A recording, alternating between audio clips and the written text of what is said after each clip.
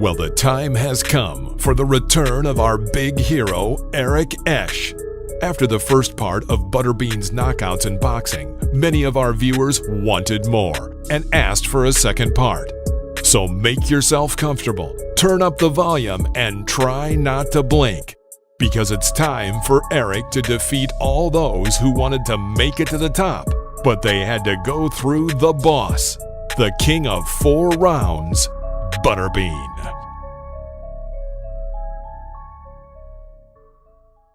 In 1998, Eric's rival was Tim Pollard, a Kentucky boxer with a 6-4-2 record, whose strengths have been identified as being fearless and aggressive. But despite his strengths, he had a tremendous weakness.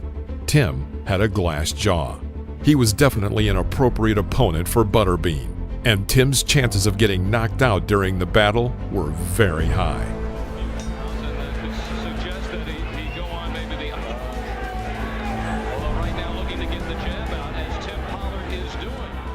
Tim starts off with a good jab and a double hit.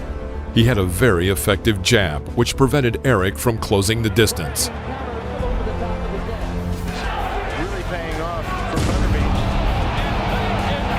Nevertheless, Butterbean caught Pollard and sent a clear message to all those couch fighters and haters who thought they could do a better job themselves. While Eric is far from the most technical and skillful boxer, his punching power was able to knock out just about anyone. Even Larry Holmes, who fought both Eric and Tyson, said that defeating Butterbean is harder than defeating Iron Mike. February 1999, the fight for the IBA title held by Butterbean. His rival was Canadian boxer Patrick Graham, who had a record of 5-3-1. But his record is not so important when facing a boxer like Butterbean. In the first round, Patrick dominated, working exclusively with a jab, while Eric struck his opponent with a powerful series of punches. Near the end of the first round, Graham hit Eric with a couple of punctuated punches that only served to ignite Butterbean. But before he could respond, the gong sounds and the boxers went to their corners.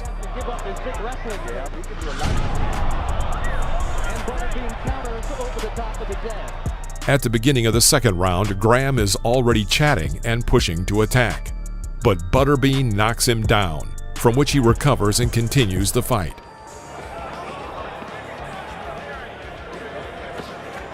Butterbean now opening up just a little bit and dropping his hands. It is, I love the knockdown. And he wins. The start of the third round was shocking for Patrick, judging by the look on his face. Butterbean, playing it smart, waited for the right moment and hit him with a final powerful blow. Eric retained his title, and Patrick was knocked out.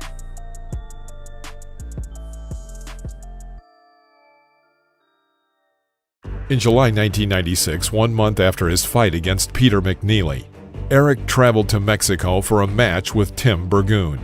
The commentator of this fight introduced Tim as just another fighter who would become a victim of Butterbean. Eric entered the ring, declaring himself a great champion. Judging by his sarcasm, the commentator was not a fan of Eric and did not appreciate how Butterbean scoffed at newcomers in his 4-round kingdom.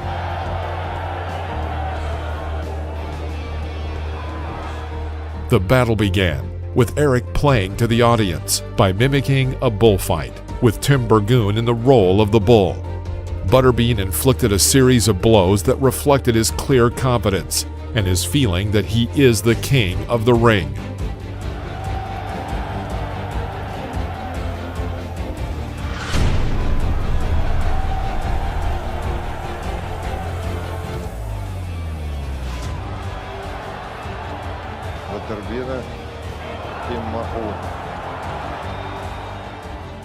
In the second round, Eric switched gears and quickly dismantled Tim.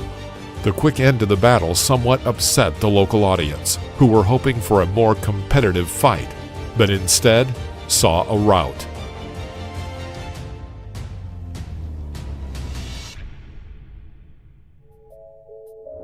February 2000. Eric's rival was Kevin Talon. Kevin was 35 years old with a record of 5 wins and 3 losses. Another would-be hero willing to become a sacrifice in front of a bloodthirsty public. At the beginning of the first round, Butterbean was slow to start his usual ritual of execution, and it seemed that Kevin was even able to get into his head. But Butterbean's answer was not long in coming. At the end of the round, he pushed forward with an exchange of blows, in which Kevin was well hooked. In the second round, Kevin looked more lively, connecting several jabs with Eric's head. How many fights does he have? At the end of the round, Eric went on the offensive, and Kevin's survival mode was activated to the fullest. Eric just didn't have enough time to beat Kevin in the second round. In the third round, Eric missed a couple of good jabs and decided it was time to finish the match. He forced Kevin to the ropes with his favorite combination of blows. The chances for Kevin were slim.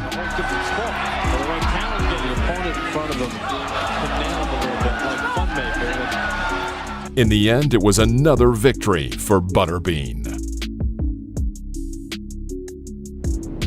In June 2000, another newcomer, Kerry Biles, decided to challenge Butterbean and to try to overthrow the king of 4 rounds.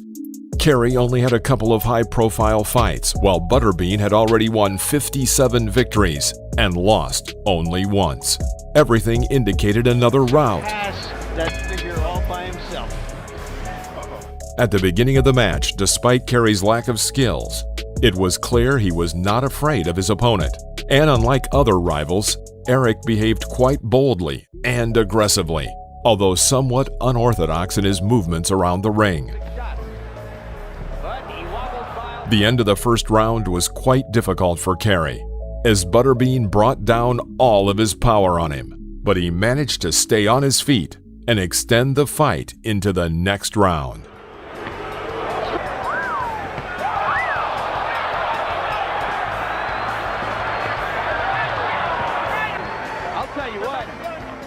In the second round, Kerry's performance began to falter. But even in his half-fainting state, he managed to attack Eric with several blows. Shortly after, Kerry was knocked out, allowing Eric to retain his world title. September 2000. Eric's challenger was Marcus Rode, a fighter who was much more experienced than Butterbean's usual rivals. Marcus had a record of 24 wins and 16 losses, and every win by knockout. This fighter offered a clear challenge to Eric. At the beginning of the match, Marcus threw out a series of hard punches, but Butterbean responds with his own. Here, Marcus lets loose with another sharp, dangerous combination to Eric's body and head. Nice job marketing, there's no doubt about it. Throughout the second round, Eric was simply trying to keep up with his more mobile opponent. Like that, he needs to be a lot quicker and he could be effective. He might be able to turn on the punch. Right now, it's just a sideshow. Big ripping shots by Butterbean. In the third round, Marcus began to run out of steam, but Eric still had his energy and finished off the opponent a minute before the end of the round. This victory left Eric with a record of 60 wins, with 1 loss and 2 draws. For our final match, let's recall Eric's duel with perhaps the strongest opponent in his boxing career. It was Peter Hurricane McNeely, who first fought with Mike Tyson after he was released from prison.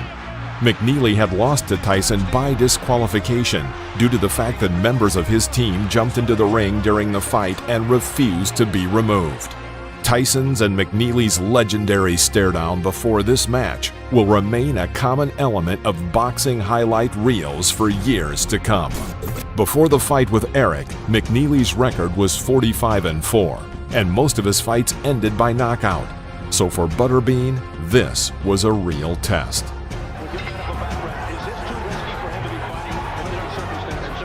The match began with both fighters charging in and trying to knock out their opponents, with the duel mainly featuring exchanges in short and medium distances.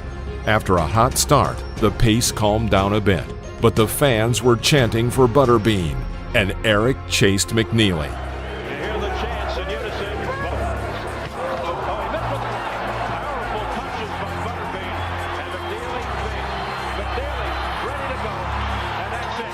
80 steps in and stops the fight just before the... At the end of the round, Eric had Peter on the ropes. The referee stopped the fight and awarded the victory to Butterbean, while Peter does not even try to object or challenge the early stop. After this fight, Eric seemed to be overwhelmed by emotion and self-confidence, as he wanted to fight Mike Tyson, and said that Mike was avoiding him because he was afraid of Eric's powerful blows. Perhaps this was the only case when Eric slightly went too far. For the rest, he was a good-natured, large man with strong blows who knew his place and fought in his 4-round kingdom.